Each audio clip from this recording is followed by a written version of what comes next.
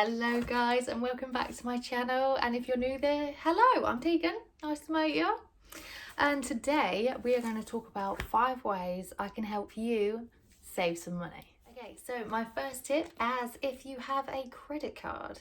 So if you have some credit card with some credit card debt on it, you can always look around the other banks and things and try and get it, like, so when, say if you bought a credit card without interest on it and that runs out in say 2 years, just keep changing the credit card. So say if you bank with Halifax and your credit card, you've still got money to pay off, but at the end of the 2 years the interest is about to start, then you look elsewhere to find a credit card that has a free transfer, your money transfer, and an interest free for maybe 2 years, a year, just so that you can always repay that money that you spent without adding interest.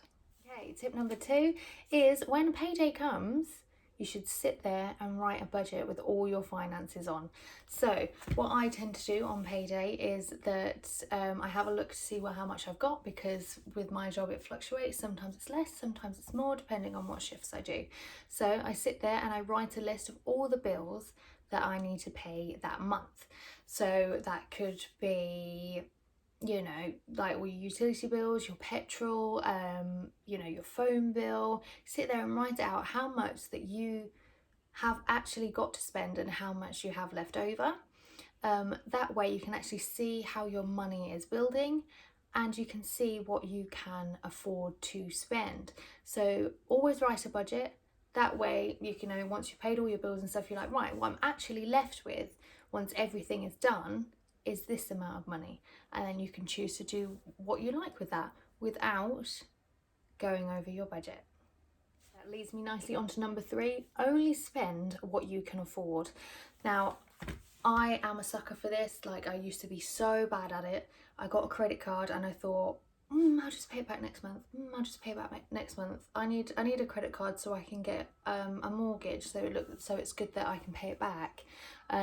Obviously that is good, and you do, when you do want to get a mortgage, you do need to show that you can pay back money. You know, like so I was going to say financing your car, but I don't really think that's a good idea when you get a mortgage. But like, say basically just get a credit card out. And as long as, say, you got paid your wages and then you spend on that credit card and then you pay the wages back like that, so it's kind of like your money. But the trap that I got into is that, I'll just pay it back next month because I really need this. And in fact, I didn't actually need it. I don't need new clothes. I don't need house stuff. Not important house stuff anyway, like toasters and stuff we did need.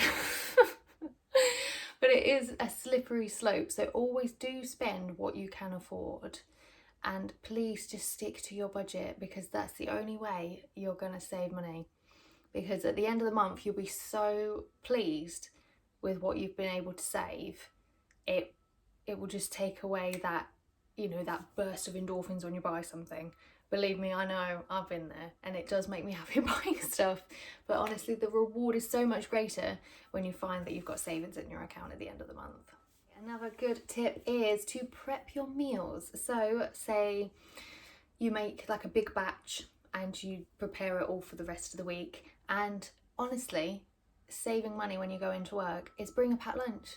And because food is so extortionate, like when you go out or when you go to a vending machine or, you know, you pop to lunch and things, it all adds up. Like, fair enough, if you go to Tesco's and get a £3 meal deal, you might not think that it's that much. You mean you can treat yourself, but if you're doing that every day, like 5 days a week, it's all going to add up, and you have food at home.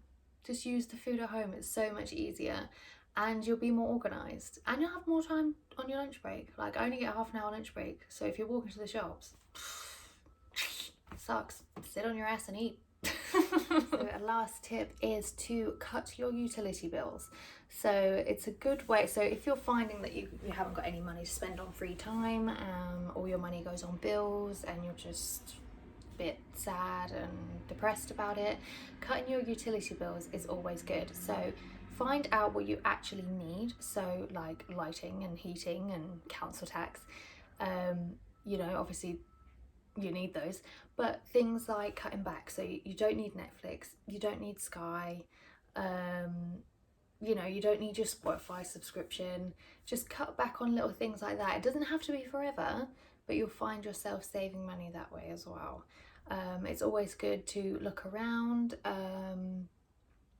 You know, when your mortgage gets too high, you can remortgage your home, and move it onto a different, like a cheaper one, or you can find a cheaper deal. Say if you know, if you wanted, if Sky was like a necessity, you can find it, see if it's cheaper than Virgin and stuff like that. You just always need to shop around. I know it takes a lot of effort, but you will save money in the long run. Okay, so to conclude, it is: stop paying interest on your credit cards, only spend what you can afford, prep your meals for the week, cut utility bills, and on payday, ride a budget.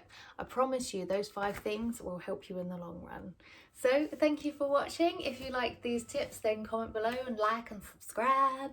If you'd like to see any more of these videos, let me know. If not, then I'll stop doing them. But I hope you enjoyed it, and I hope I've helped you save some money in the long run. It seems like it's a little thing, but it really did work and help for me, especially because I just used to love to spend money because it made me happy, but it really did work for me. So hopefully it can help you as well. All right guys, take care. Bye. Nice to see you. Bye.